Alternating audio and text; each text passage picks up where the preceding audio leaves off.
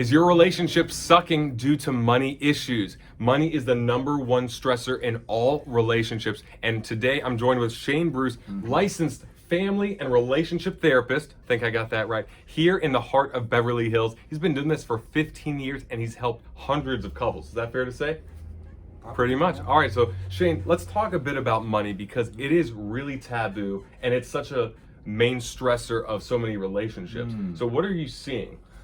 Well, the main thing is people come in and they don't talk about money.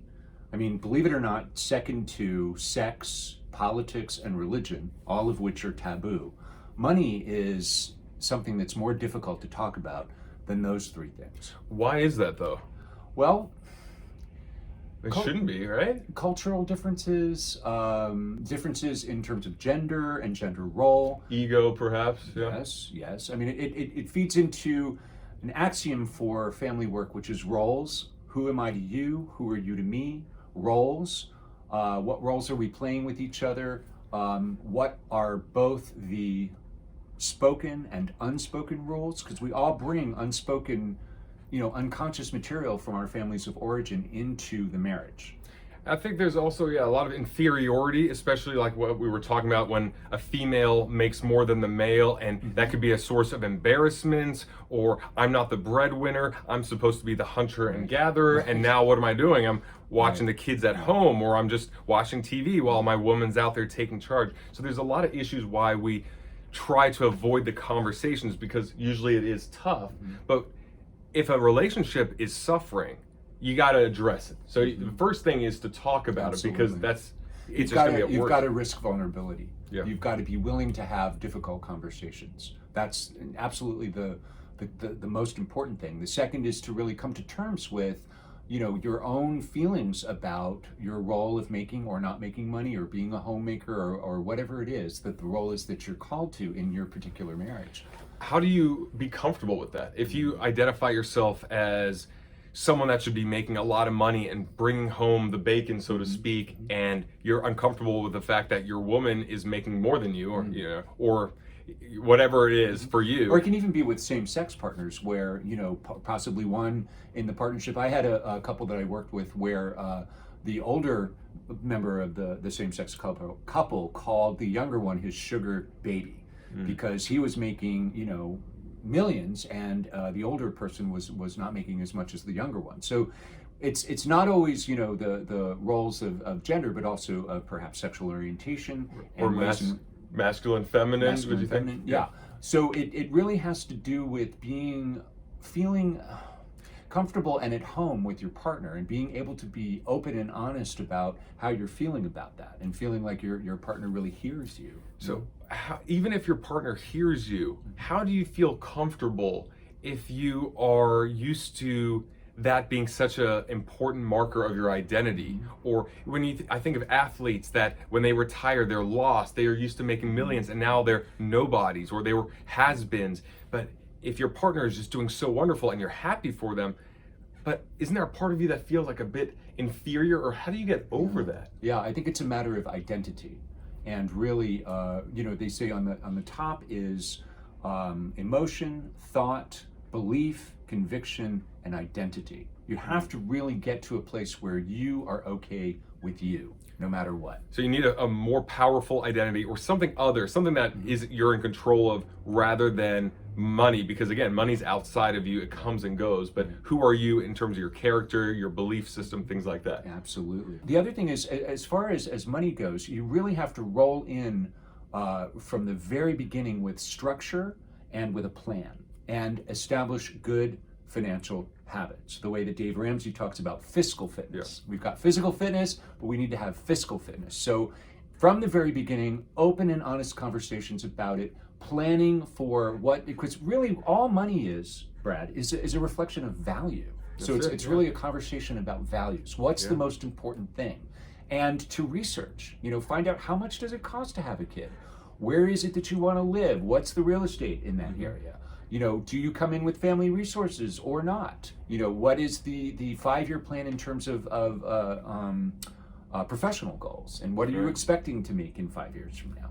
So this having a plan and establishing habits like saving 15% of all your income Right. from the very beginning it can make all the difference in the world on down the line. Yeah, absolutely. And I've noticed this with my own relationship with my girlfriend. We are on the same page. We get excited to talk about money together because I'm open to her and her ideas. She's open to me and my ideas, but we both know to follow someone that has a proven strategy that knows more than both of us, but then find, okay, what are your goals? What are my goals? And how can we weave that together yet still be very responsible? So now a budget is a sign of freedom. It's a sign of, yes, we get to spend this money here. Oh, we want to do this. Let's earn it. How can we earn money? But I always, and I'm sure it's the same with your the couples you work with. When it comes to therapy, when it comes to working with a financial coach like myself, it's a lot like steering a canoe. You can go a lot faster when you have people on both sides. But if only one person is on board, you're going in a circle. Doesn't matter if it's a left circle or a right circle, counterclockwise or clockwise, you have to have both people on board. And so, do you have any tips for helping people get on board when one partner is serious about addressing it, but they're feeling like the other partner isn't? Yeah, and so often, Brad, it's a case of shame. A lot of people carry shame about money, like they do about other things, and finding ways of overcoming that shame. It could be a workshop, it could be a class, it could be seeing a therapist, it could be hiring a financial coach. Right. We have the resources at our disposal today because of the internet. We have tremendous resources for being able to cope with this kind of shame or any kind of discrepancies that folks might have about money. Then we've got more resources than we've ever had before. So really being willing, honest, open, willing to access those resources and to apply them in a consistent way. A lot of people don't have parents who were good money managers. That doesn't mean that you have to be poor money managers yourself. Right. We have resources out there. We have coaches, we have teachers, we have people who can guide us in terms of understanding the very complex and often daunting world of finances. Yeah, and to add to that, getting a coach or just an online coach, as in a book or a podcast or an audiobook, something like that, when you take it out of you and your partner and you leave it up to a credible third source, now all of a sudden it's not my ego versus her ego or his ego. Right. Now it's, look, I don't agree with what you're doing, you don't agree with what I'm doing, but we can both agree that if someone else can see this picture of us objectively and they're credible, whether it's just a book from Dave Ramsey or something else, then at least we can both be on board that something needs to be resolved and we don't have what it takes to do it by ourselves, but let's tap into the knowledge and experience of someone that's outside of us, that's objective, and let's see what they have to say. And I think that's something that both parties can agree on. So being honest and open about our limitations, about what we need, what maybe we need to learn.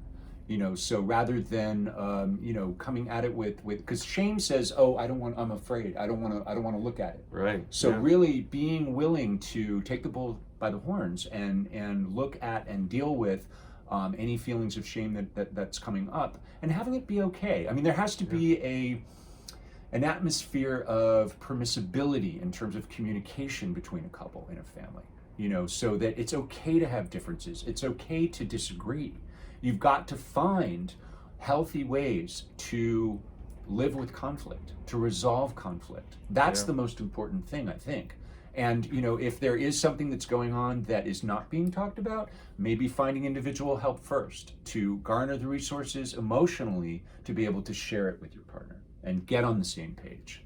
That's right. You heard it, guys. Shane Bruce, thank you so much for joining me. You bet. To get more information like this and save your relationship, save your marriage, stay tuned for the next video. See you there.